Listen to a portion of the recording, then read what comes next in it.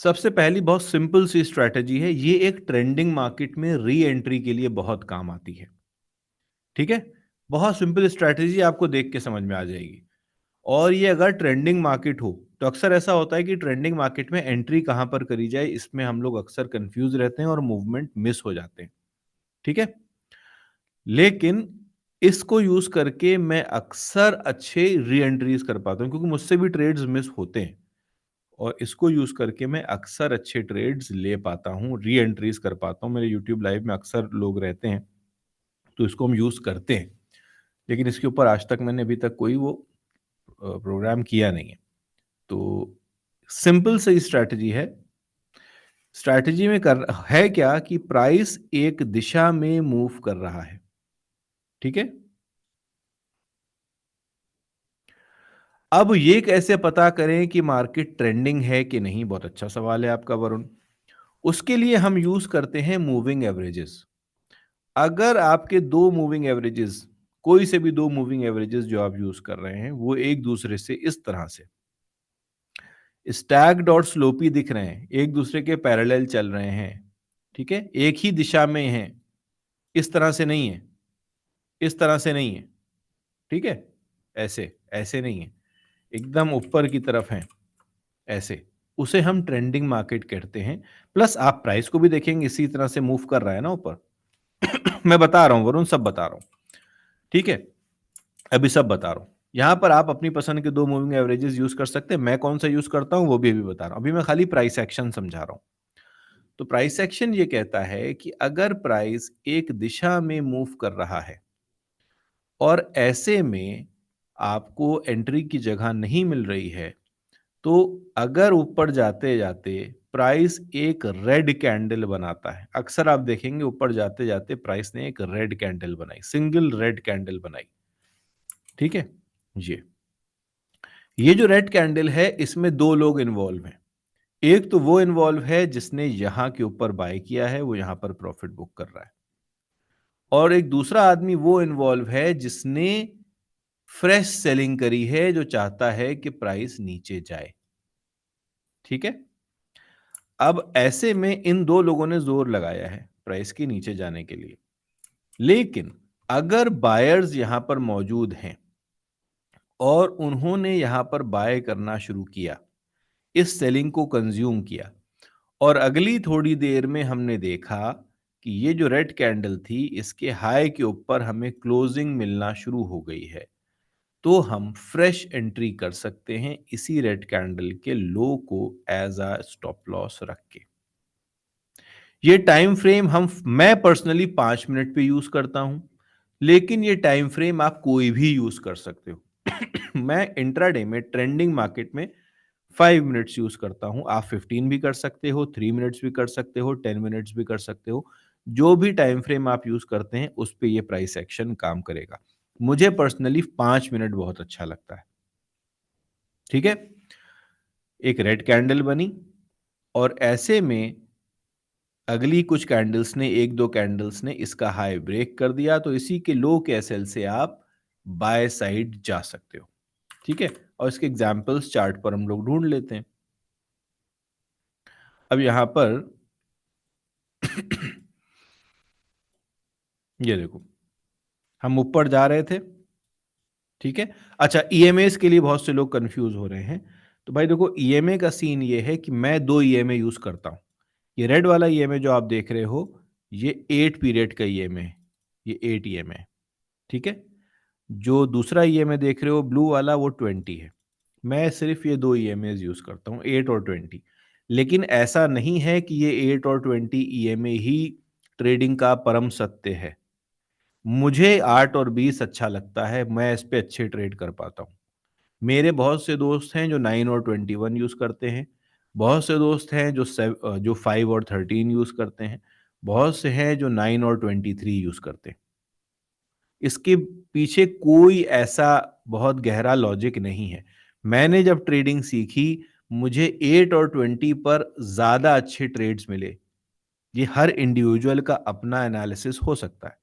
मुझे 8 और 20 पर बहुत अच्छे ट्रेड्स मिल जाते हैं। तो मैं 8 और 20 यूज़ करता हूँ। आप भी यूज़ करो।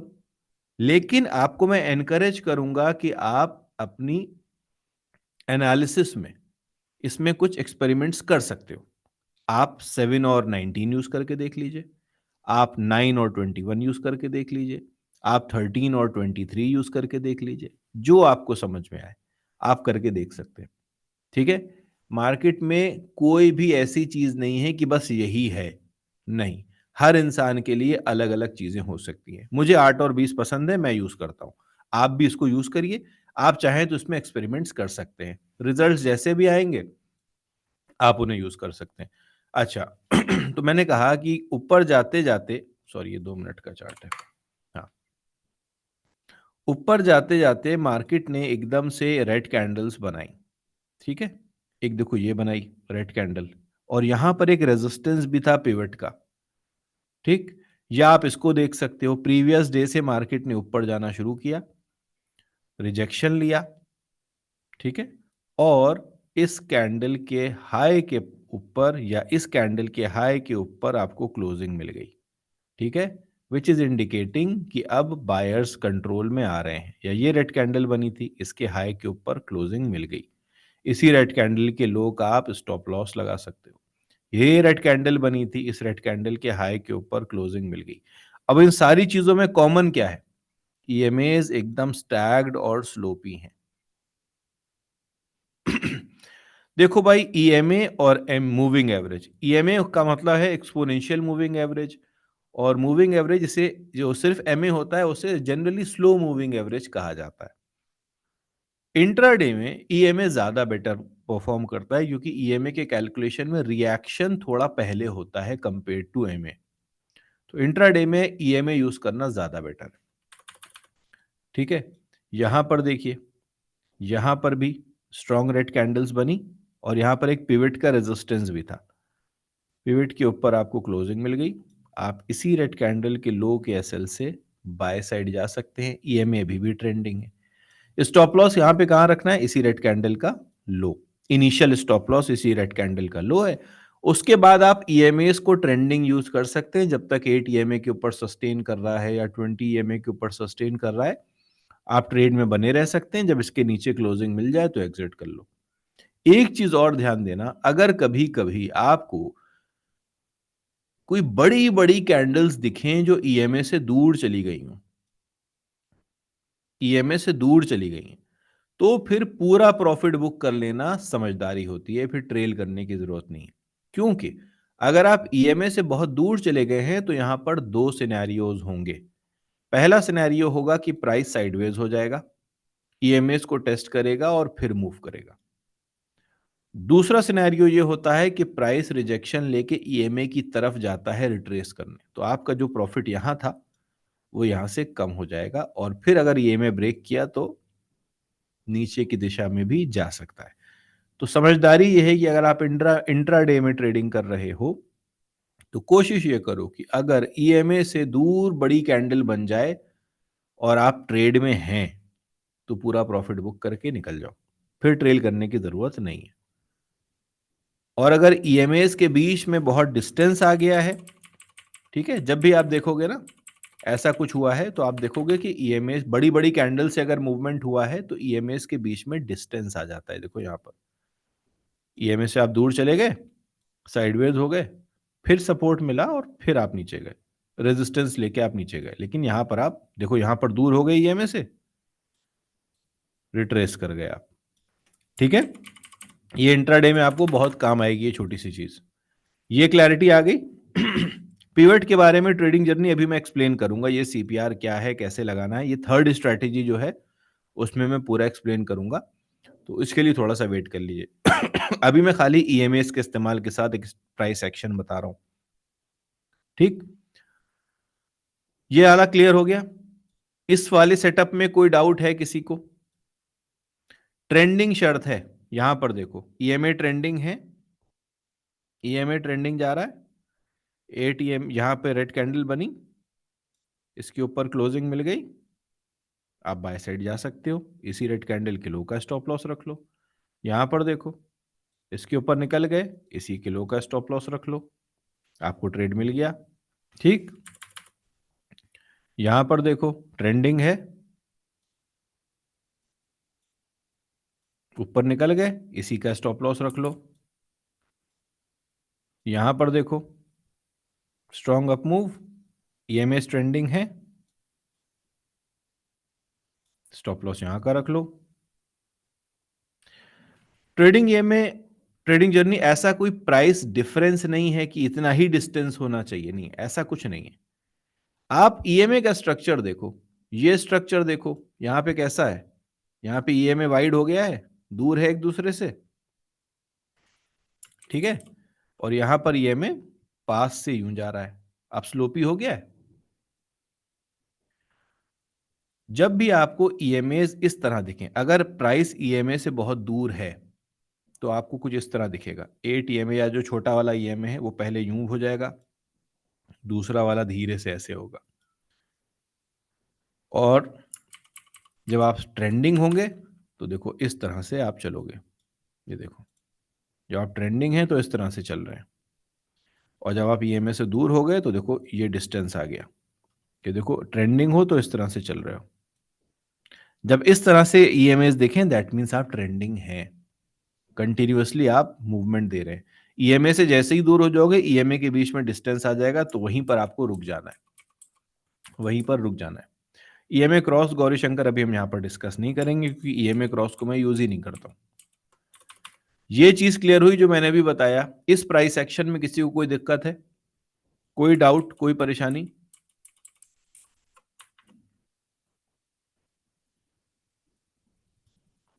और ये आपको सिर्फ इंडेक्स में काम नहीं करेगा, ये आपको हर जगह काम करेगा।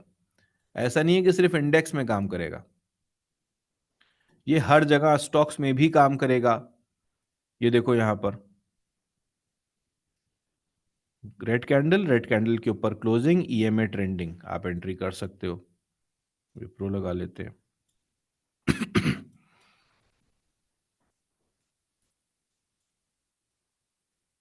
ये देखो ऊपर जा रहे हैं, एक रेड कैंडल बनी, इसका हाई ब्रेक हो गया, आप एंट्री कर सकते हो।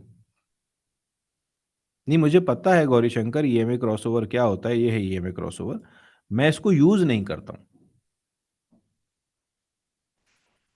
ठीक है। ट्रेंडिंग का मतलब होता है दोनों ईएमए एक दूसरे के पास पास इस तरह से चल रहे हो, बहुत सिंपल सी चीज है, दोनों ईएमए इस तरह से चल रहे हो एक दूसरे के पास पास, इसे हम ट्रेंडिंग कहते हैं। ये ट्रेंडिंग नहीं है, ये देख रहे हो आप, ईएमए फ्लैट हो गए, ये ट्रेंडिंग नहीं है। ईएमए फ्लैट होने का मतलब है प्राइस साइडवेज है, क्योंकि ईएमए होता क्या है, ईएमए होता है previous n number of candles का क्लोजिंग प्राइस का एवरेज। अगर एन नंबर ऑफ कैंडल्स एक ही रेंज में बन रही हैं तो ईएमए भी फ्लैट हो जाएगा, ठीक है। ये एंट्री समझ में आ गई सबको? इसमें किसी को कोई डाउट है, कोई क्वेश्चन है तो पूछ सकते हैं आप।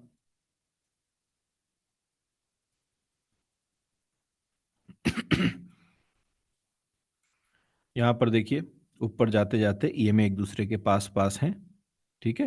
रेड कैंडल बनी, उसके ऊपर क्लोजिंग मिल गई, आप एंट्री कर सकते हो। रेड कैंडल बनी, उसके ऊपर क्लोजिंग मिल गई, आप एंट्री कर सकते हो, और उसी किलो का एसएल आप रख सकते हैं। हाँ, 45 डिग्री आप कह सकते हैं एक तरह से, ठीक है। 8 ईएमए हमेशा ऊपर रहेगा, 20 यानी जो 8 ईएमए जरूरी नहीं है, जो छोटा ईएमए है, जैसे यहां पर 8 और 20 है, तो छोटा कौन सा है, 8 है, बड़ा कौन सा है, 20 है। तो 8 ऊपर और 20 नीचे।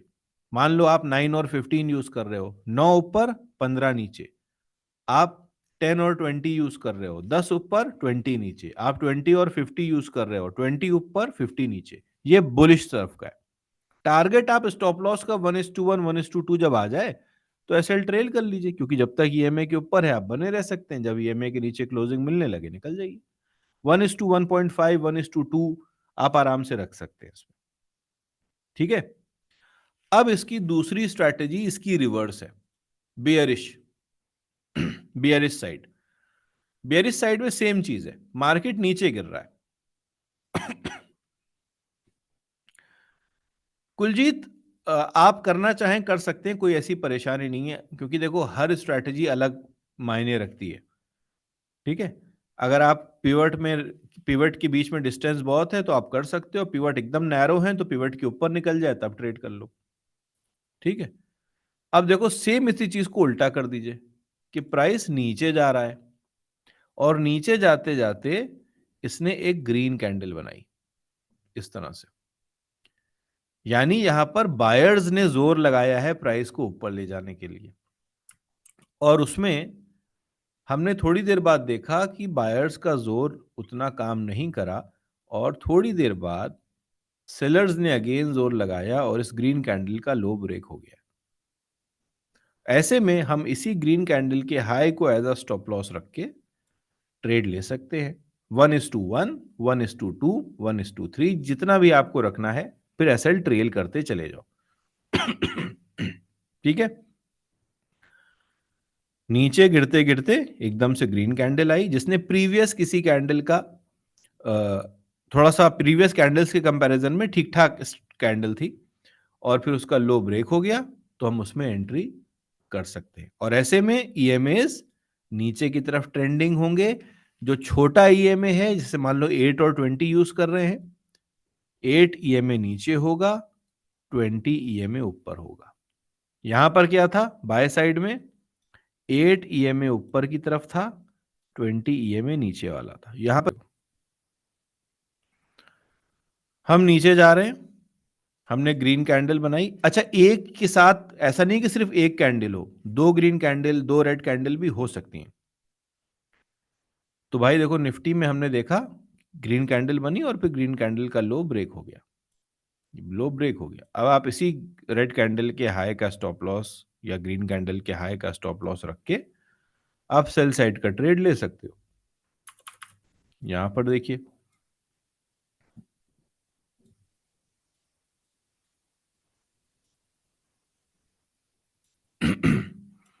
इसमें दिखाएंगे ज्यादा क्लियर आएगा। यहां देखो, नीचे जा रहे थे, जाते जाते ग्रीन कैंडल बनी, फिर इसका लो ब्रेक हो गया। आप इसी का एसएल रख के सेल साइड जा सकते हो।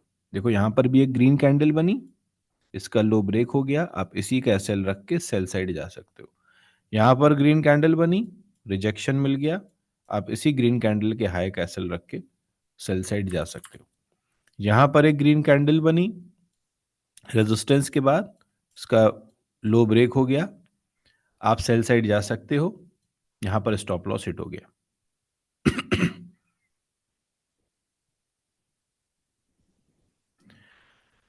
देखिए निफ्टी चार्ट और कोई स्क्रिप्ट में कैसे करेंगे विजय भाई। देखो प्राइस एक्शन हर जगह सेम काम करता है। निफ्टी में वोलेटिलिटी थोड़ी सी ज्यादा है, स्टॉक्स में वोलेटिलिटी थोड़ी सी कम है, लेकिन प्राइस एक्शन हर जगह सेम काम करता है। जिन स्टॉक्स में लिक्विडिटी अच्छी है, यानी चार्ट आपको ठीक ठाक दिखता है, बिना गैप्स के कैंडल्स बनती हैं, उन स्टॉक्स में आपको इसे ट्रेड करना है। और जब मार्केट ट्रेंडिंग होता है, कोई पर्टिकुलर स्टॉक ट्रेंडिंग है, तो उसमें आप इसको आराम से यूज कर सकते हैं। अगर साइडवेज है तो फिर छोड़ दीजिए। यहां पर देखो ग्रीन कैंडल बनी, ईएमए ट्रेंडिंग है, लो ब्रेक हो गया, आप सेल साइड जा सकते हो।